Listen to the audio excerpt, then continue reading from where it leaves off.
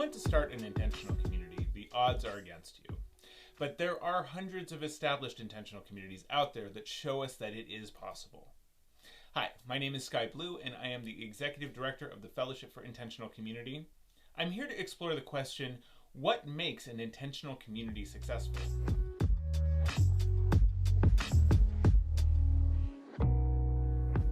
You might have noticed that I said explore the question rather than answer the question, because this is a tricky question to answer. Every group is different with its own unique set of people and circumstances, so what works well for one group might not work for another. But decades of experience from thousands of intentional communities have certainly taught us a few things. Whether you're part of a single collective household in an urban setting or a large rural land trust, an eco-village, a co-housing community, a housing co-op, or a commune, there are some things that just about every group needs to think about. Let me start off with 4 guidelines. First off, don't underestimate the task. Creating something that will have a life of its own and that will outlive any of the people who start it is a monumental undertaking, requiring a broad and multifaceted approach. Second, do it with a group. The vision for the community should come from a group. I recommend a minimum of 5. If you can reconcile your vision of community with at least 4 other people, then there's a better chance that it will be appealing to more. Third, some amount of personal growth is unavoidable. We've all got our issues, and living more closely with others will absolutely bring them out. This isn't a bad thing, but it requires a willingness to do some work. Awareness, self-reflection, the ability to hear feedback, being responsible for the impacts of our behavior, and good-natured flexibility are particularly important skills in cooperative groups. Fourth, don't underestimate the value of trainings. Intentional communities encompass all aspects of life, so there's a lot to learn. It takes interpersonal skills, management skills, trade skills, and more. Don't hesitate to seek out the expertise you need from others. Okay, getting into the details, there are a bunch of things you need to think about, but I'm going to start by breaking it down into 3 big areas: purpose, relationships, and money. Groups often codify their purpose into vision or mission statements. Identifying a list of core values and defining them can also be helpful. But the basic question is, why does your group exist? Your purpose can be anything. What's important is that the whole group is clear about what it is. Clarity of purpose provides a framework that can make tough decisions easier and can guide you through disagreements and conflicts. It helps attract new members that are a good fit, and a sense of shared purpose helps motivate people. It helps them feel connected to others and invested in the well-being of the community. There's a lot that falls into the realm of relationships, things like communication, governance, conflict resolution, and social culture. How do you want to relate to each other? How will you work things out?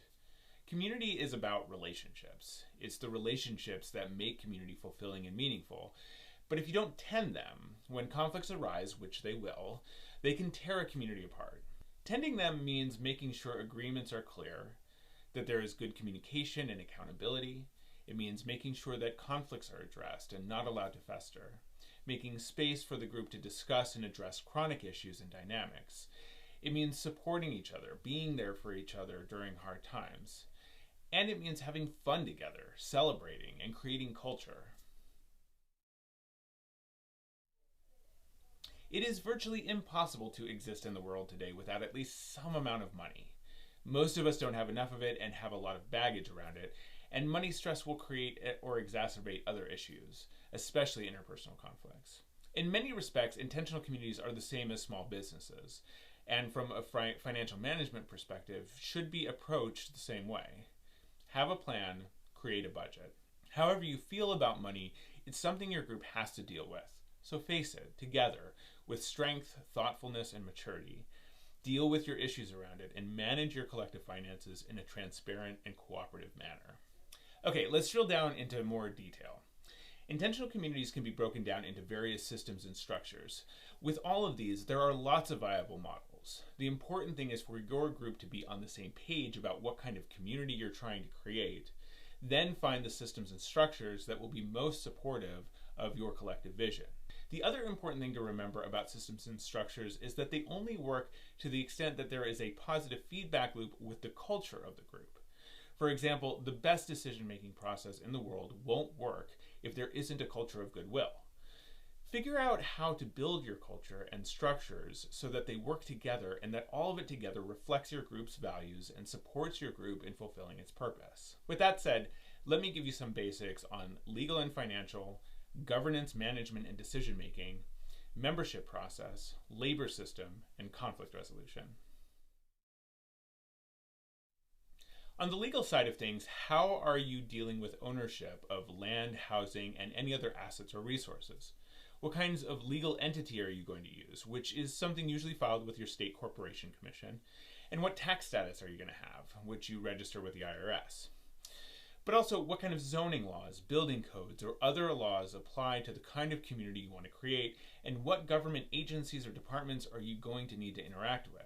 On the financial side, the first question will be, how are you financing the creation of your community?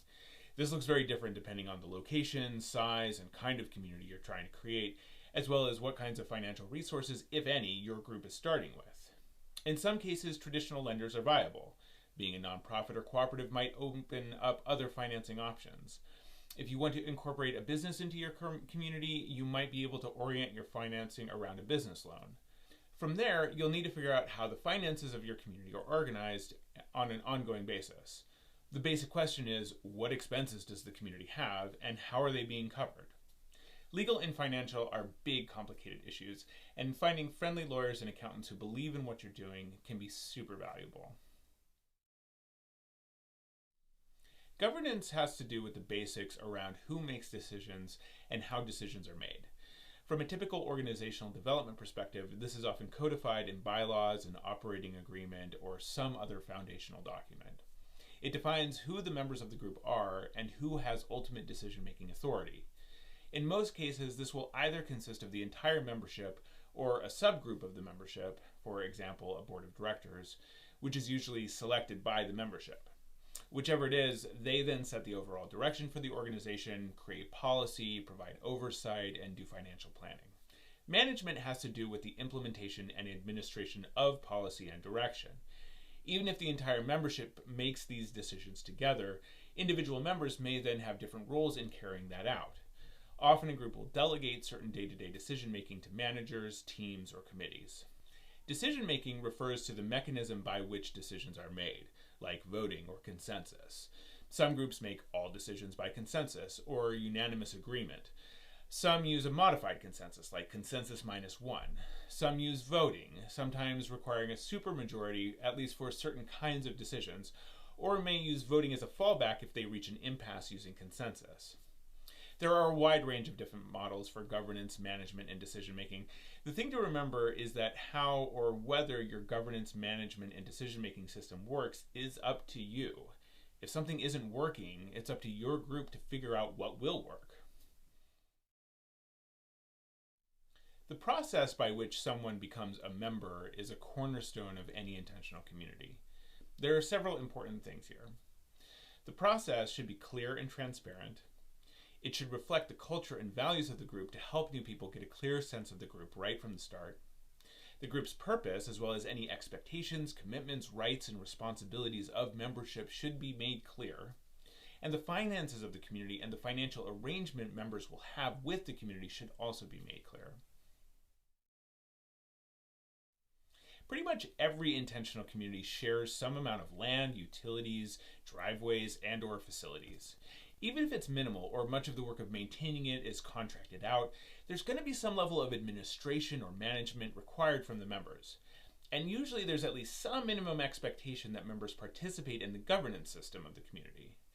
Whatever time and energy input is required for members should be made clear, and some kind of system should be created that makes sure that what needs doing gets done, and that everyone feels like the distribution of labor is fair. Conflict is inevitable. We all carry baggage that affects group dynamics. Conflict isn't necessarily a problem in itself, it's how your group deals with conflict.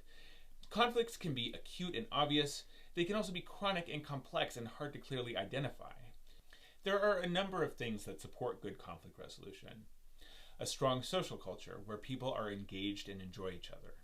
A culture of caring and mutual support where people look out for each other physically and emotionally. Clear community agreements that are routinely evaluated.